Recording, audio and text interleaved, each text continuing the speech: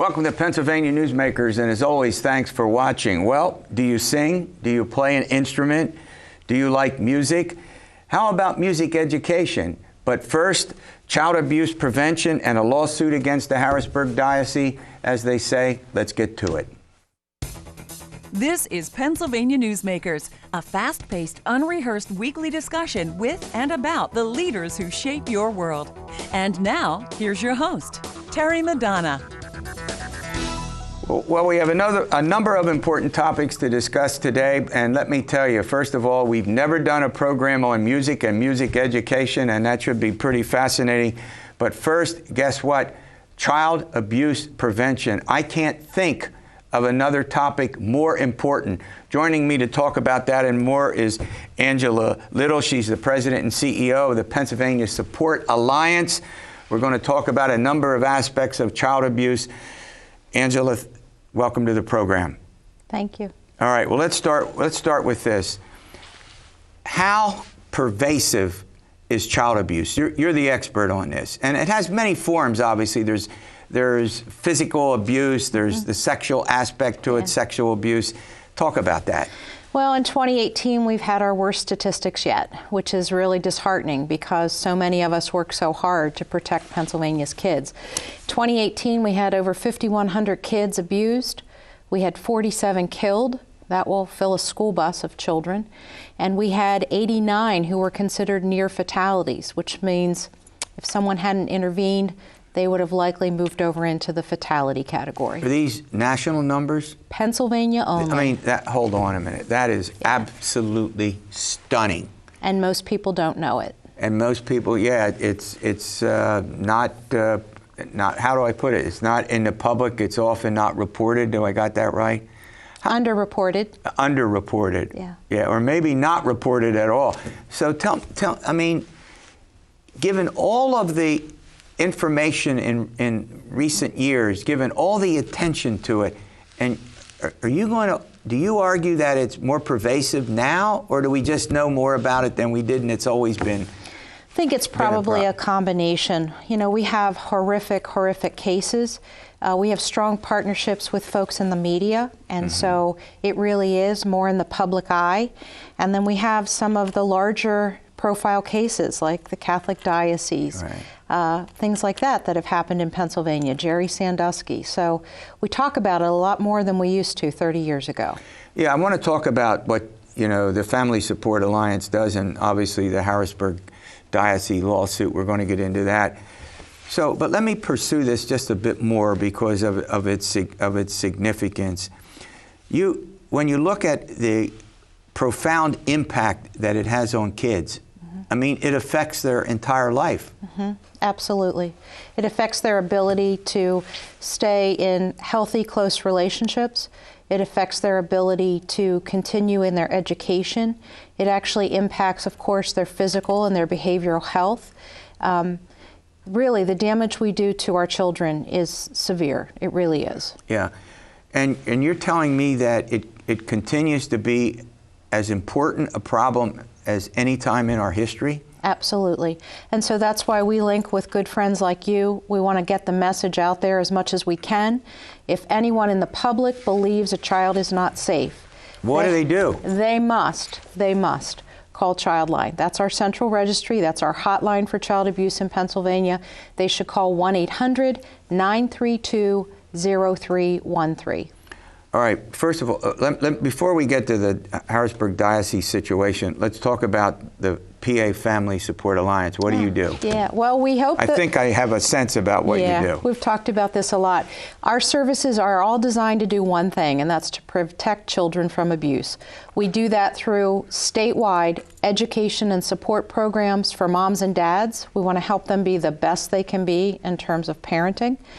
And then we're very well known for our acclaimed training program for mandated reporters, those folks who work or in some cases volunteer with our kids. We teach them how to recognize and report child abuse, and then through things like this, we call upon the members of the general community to get involved and understand what they can do to keep kids safe. All right, we're going to run to a break. When we come back, I want to talk about the new lawsuit filed against the Diocese of Harrisburg and the issue of abuse of children within the Catholic Church has a different twist that I think you're going to talk about, and we'll be back in a moment.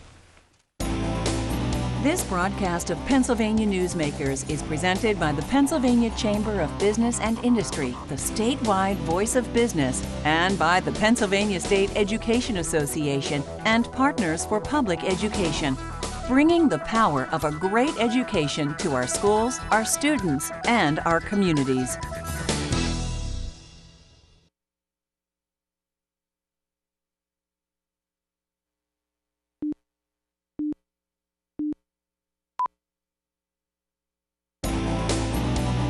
This broadcast of Pennsylvania Newsmakers is brought to you by the Pennsylvania Highway Information Association, the go-to source to learn about transportation projects and issues. Please visit pahighwayinfo.org. And by the Pennsylvania Manufacturers Association. Business in Pennsylvania is our business.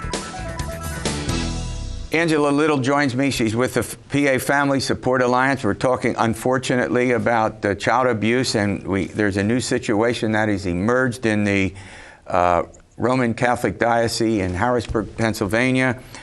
There's a grand jury report. Take it. Tell our viewers about what's the situation.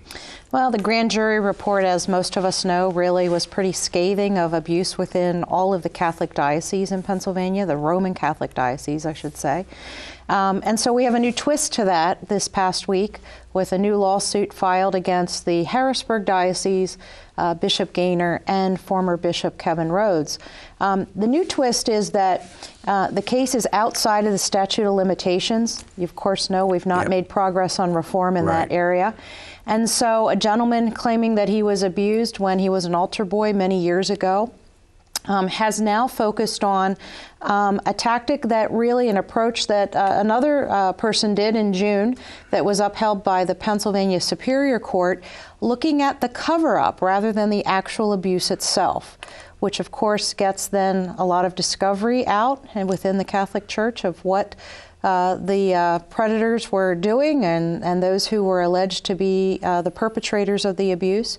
So it'll be interesting to see if the Pennsylvania Supreme Court picks that up, if they, agree with the Superior Court or if they overturn that. So there are two aspects to it. There's the abuse itself, and then there's the cover-up. Exactly. So there are two big aspects that need to be finished. Absolutely, absolutely. So with statute of limitations, the way our law currently states, you have up until age 50 to file criminal, and for civil up to age 30. We know that Representative Rozzi has worked very hard with lawmakers in the past few years trying to get reform. That's not really been successful at this point. He's linked with Representative Jim Gregory from Blair County, and they've looked at a new approach to that, past the House. And in this case, they're looking at how to amend the Pennsylvania Constitution around this. Of course, everyone's a little, frustrated that would take so long. That's a several-year and process. what's fascinating, there was a lot of discussion about this a couple of months ago, and then it seems to have all dissipated, or am I wrong about that? No, I don't think. I think that it is just kind of the time of the year, and that budget season takes over some things in our General Assembly. True. It's stalling in the Senate, and we'll see what happens when they're back at the tables and they're talking. The reality is, if we keep doing the same thing, we're going to end up at the same place. So without making any judgments about whether Representative Rozzi is right or wrong, we applaud him at least for looking at a new angle and staying the course, trying to bring about some reform. Now, you also make an argument about the appropriate role of the faith community and how they deal with child abuse. Yeah. Well, historically, they've not dealt with it very well. It's been a very closed kind of community across really denominations and faiths. We see that hasn't worked very well. And despite the grand jury reports, they've made some progress, probably haven't gone as far as we would like. We, of course, PFSA is celebrating 40 years of being in business. 40 years of trying to keep kids safe in Pennsylvania. And so the way we're kicking that off, that date, is September 18th. We're having a one-day child abuse prevention symposium at the Harrisburg Hilton. And we are literally bringing in the top national speaker on child protection, a man considered to be the father of mandated reporter training, Victor Veith. Yes. And so we hope the faith community will join us with people coming to that and learning how to really provide a safe environment for kids and how to work with Child Protective Services. Right. Well, in many cases what happens is, as we've talked about before, you argue it's underreported. I think you can make a case that it's not reported at all in many cases because it's just something that a lot of children who are abused are probably scared. I'll be, frightened to even talk about it, correct? Sure. And even if children are maltreated by their parents, the truth is nearly all children want to be with their parents. That's the truth. Yep. Well, look, I want to thank you. Come in. Sure. I'm giving you an assignment, and that is to come back and keep us updated on this. Is Remember, that okay? September 18th, Harrisburg Hilton. There you go. Thank you. All right, let's go. Music. I don't know whether you play an instrument. I don't know whether you sing. You could dance too, but I'll tell you, we've never done this before on Newsmakers. We're going to take a look at school music programs. That's correct, and we'll do that in a moment. This broadcast of Pennsylvania Newsmakers is brought to you by the Pennsylvania Credit Union Association. Pennsylvania Credit Unions, where people are worth more than money. To find a credit union that is right for you, check out ibelong.org. And by the Energy Association of Pennsylvania, Pennsylvania's energy information source.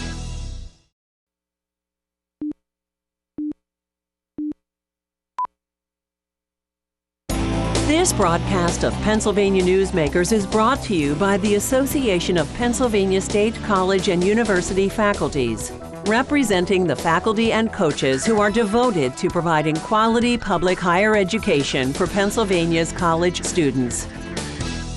Boy, after all these years, we're now going to talk about music, something we've never done on the program before. How important is it, particularly in terms of music education?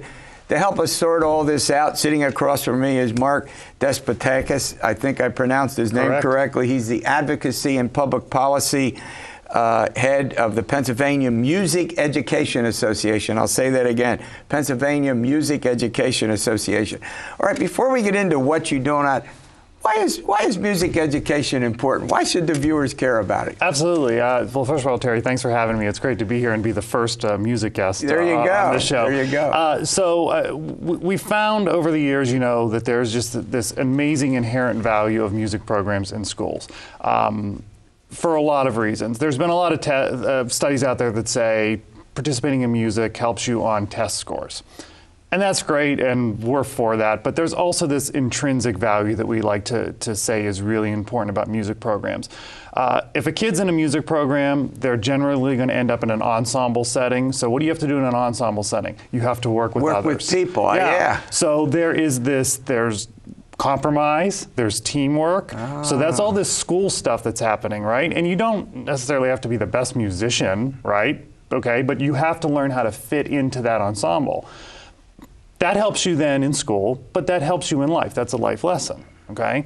But we also say that it's really important for citizens, if we want informed citizens, they have to participate and appreciate culture. Yeah. So if they participated in some way, they will likely then go on in life and understand and appreciate it. It doesn't mean that they're going to play the rest of their life. That's great if they do. I played the drums, by the way. Did you? Okay. When I was, do you still play? No. You still can. Yeah, I know. But I get the other thing I think that always impressed me is it forces you to work with other people, to make compromises, to deal in a setting where you're involved in playing an instrument and singing and dance, the whole combination of things. And it's the environment that it creates that's so important. Go to a Friday night football game and look at the marching band that's on the field at halftime. I do that. And if you were to go and spend some time with those kids, you would see the amazing diverse population of students that are in that ensemble. And how it's just amazing how they are all coming together. And if you really look at a halftime show, if you really look at what those kids are doing, there's a lot of things happening there. So there's musical ability, there's physical ability, and that's all coming together at one time. And you all have to be working together the entire time. It's kind of a microcosm of what we would hope society would be. Yeah. Before I get to what PMEA does, let's talk about another aspect about this. Overall, are there music programs in every public school? So there are, but it's to a varying degree. So in Pennsylvania, the state law coming out of the Department of Education says that music instruction shall be offered. What does that mean? That's pretty broad. Shall be offered is a broad term. What we do is we work to make sure that, yes, there's something there in the school, but we want to make sure it's taught by a certified music teacher and it's equitable. And so there's access for all students who want to have access to it. Well, let me ask you this. Overall, what's the demand? I mean, it's one thing to have a program. It's another thing to say that there's folks interested. And I would think, given how music is so pervasive, that there'd be a lot of kids who are interested in learning how to play an instrument. Go ahead. So yeah, there absolutely are. And one of the terms that we use is BCOJ, Band, Choir, Orchestra, Jazz. Say that again. BCOJ. All right. So the programs that we're familiar with, band programs, orchestra programs, choir programs, and jazz band programs. That's kind of been like the traditional school music for the past 50 years. Well, there's been a new movement to say we have to serve all students. And maybe all students aren't interested in that. Maybe they're interested in guitar.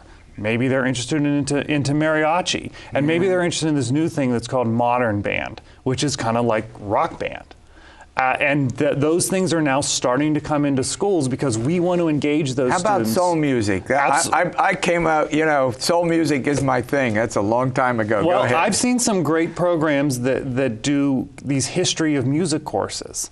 And I want to go sit on them. It's really a fascinating deep dive into music over the decades. All right, we're going to run to a break. When we come back, I want to talk about what you do and what is the relationship between what you do and Pennsylvania government and why that's so important. We'll be back. This broadcast of Pennsylvania Newsmakers is brought to you by the Pennsylvania Medical Society. Inspired physicians committed to the good health of Pennsylvanians and the advancement of the practice of medicine, and by the Pennsylvania Healthcare Association, the future of long-term care.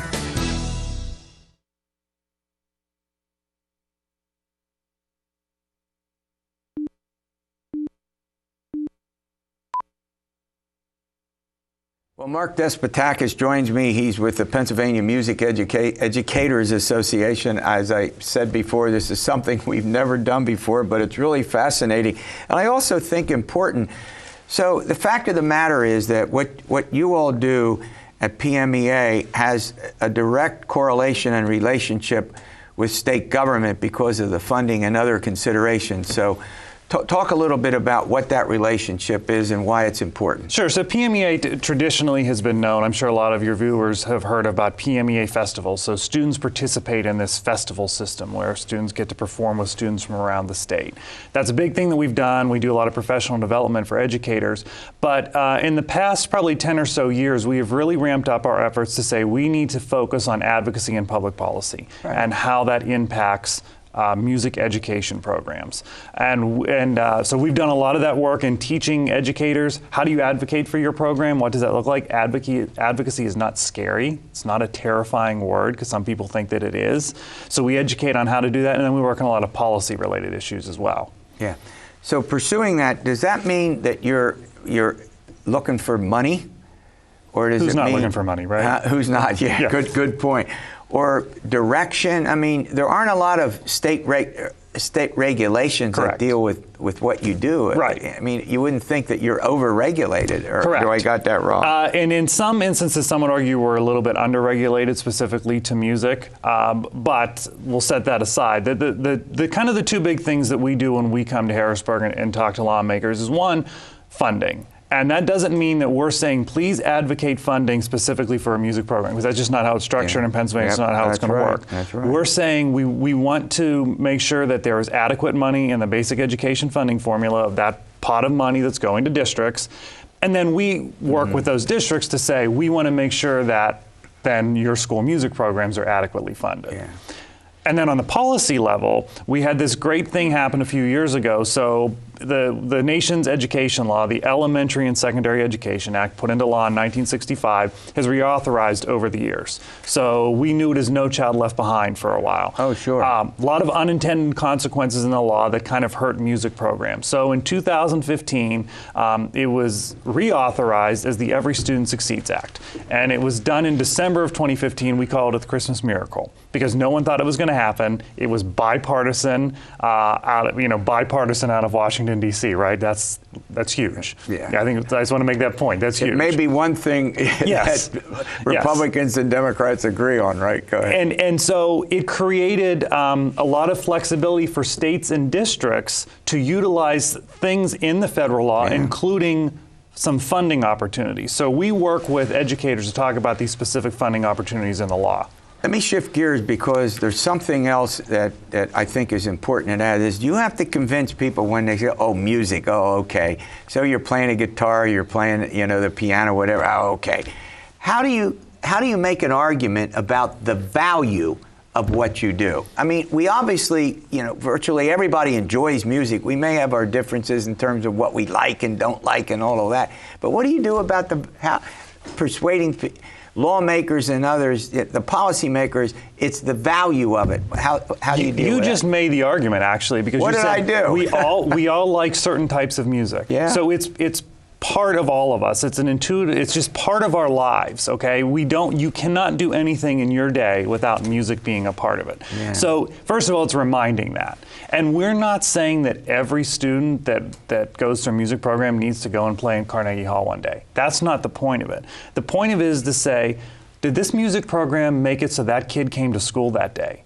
And in a lot of instances, that's what it is. That's the hook that gets, if that's what the kid comes to school for, then we're going to be able to get them all that other stuff. That's a great point. That's something that I would, but there's also an element of grassroots advocacy, right? Absolutely. So we tell our teachers, advocacy is not a scary word. It's actually marketing your program. It's just celebrating the joy, celebrating the good news of what happens in your program. And we tell teachers to do that, but then we also tell folks who come to concerts, parents, grandparents, community members, look what these kids did.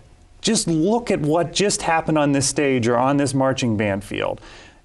Stop and think about that. That's a pretty amazing thing that 100 kids came together and did this. Everybody enjoys it. You can't go. I mean, when I go and watch a sporting event, I want to get, here's the music. I want to see what they're doing and how they're doing it. And I'm amazed sometimes at the quality of it, right? And so we say, remind your administrators. Thank them for this, what you just saw. I always, if I speak at a concert, I always tell those in the audience, here's your homework. These kids have been doing homework because they're up here now and they made it here. Your homework is to go home and contact your administrators and say, thank you for having this program here. Well, look, I want to thank you for coming on. As I said before, this is unique for us to cover this subject, but I'm delighted that we did. All right, we'll see you next week for another edition of Pennsylvania Newsmakers, and as always, stay well.